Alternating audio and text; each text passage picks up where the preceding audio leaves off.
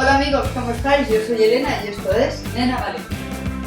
Hoy quiero traeros un tip que nos puede ayudar a la hora de cuidar nuestras orquídeas porque siempre pensamos en enfermedades, en plagas, en carencias de nutrientes y en cosas muy complicadas, pero el 90% de los problemas que podemos tener cuidando orquídeas Phalaenopsis se resumen en dos: luz y riego.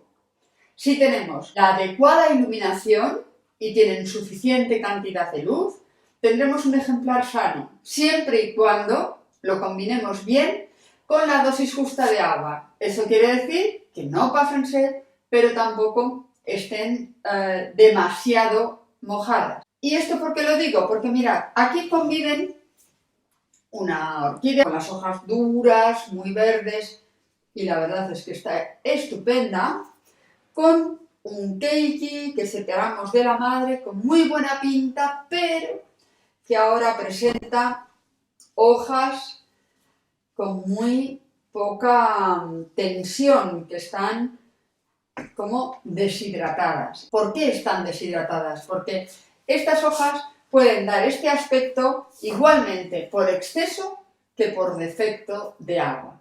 Si nos pasamos de regar, podriremos las raíces, con lo cual no serán raíces operativas, no acondicionará las hojas de agua y les pasará lo mismo que si no las regamos. Vamos a intentar sacarlas sin dañar a la planta madre y a ver qué pasa. Mirad, ¿veis? Pues directamente ha dejado sus raíces atrás. Dejamos aquí a la que está sana, que también deberíamos de aprovechar ya que la hemos sacado, ¿veis? A quitar estas raíces que tienen el velamen. Siempre lo primero, para revisar el estado de las raíces hay que tocarlo. Estas ya se ven verdes, fuertes y sanas, pero las que no las vemos así, las retiramos. Tocando, retiramos el velamen. Si la raíz está bien, estupendo. Si no, la cortamos. Esta tiene, afortunadamente, muchas raíces en buen estado y operativas, verdes y sanas. Pero esta pobre, hemos visto que esta era la parte de su raíz que ha dejado atrás y que está completamente podrida. Entonces, vemos que ahora le queda esta está podrida. Le dejamos la raíz al descubierto y que ha generado aquí dos raíces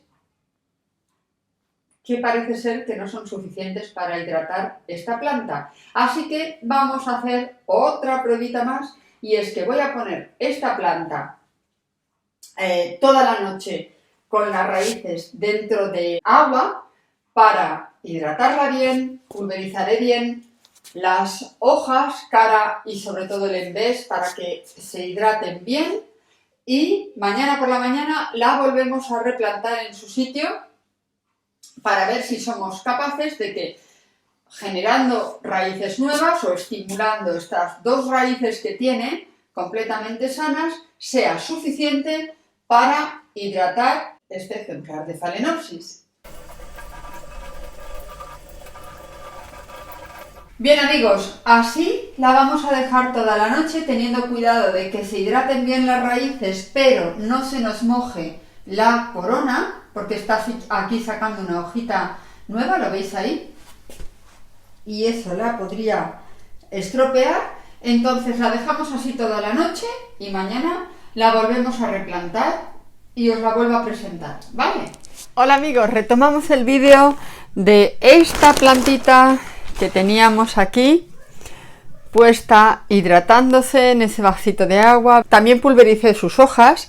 Si recordáis, este keiki, que era, bueno, o Phalaenopsis chiquitita, ya estaba separado de su madre, ya estaba de forma independiente, pero lo planté junto a esta otra, que bien es cierto que está en un recipiente de cristal, con lo cual empezaba a presentar síntomas de deshidratación, yo creo que porque la raíz no estaba desarrollada y no podía absorber los suficientes nutrientes, ni siquiera el agua suficiente para mantenerse tersa como está su compañera. ¿Qué es lo que vamos a hacer? Pues vamos a plantarla de forma independiente en una maceta, pero envolviendo estas raíces en musgo esfagno que hemos rociado con hormonas de enraizamiento.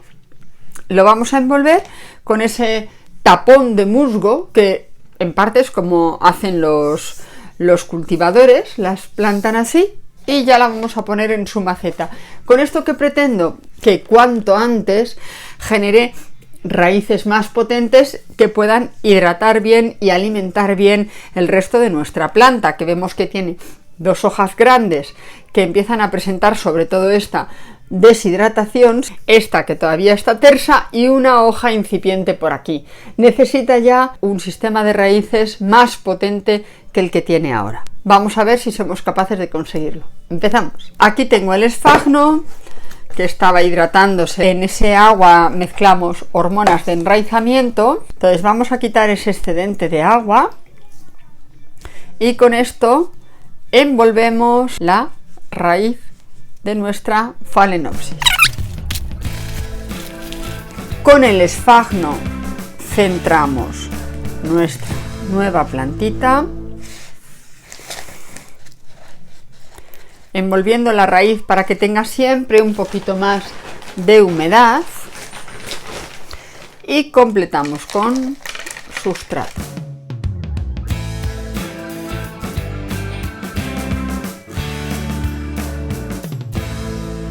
En unas semanas os cuento qué tal le ha ido y si hemos conseguido que esa raíz empiece a desarrollar y que esta plantita vuelva a generar hojas turgentes y fuertes. Como siempre, no te olvides de darle al like si te gustan mis vídeos y de suscribirte a mi canal y compartir para ayudarme a crecer. ¡Chao, chao!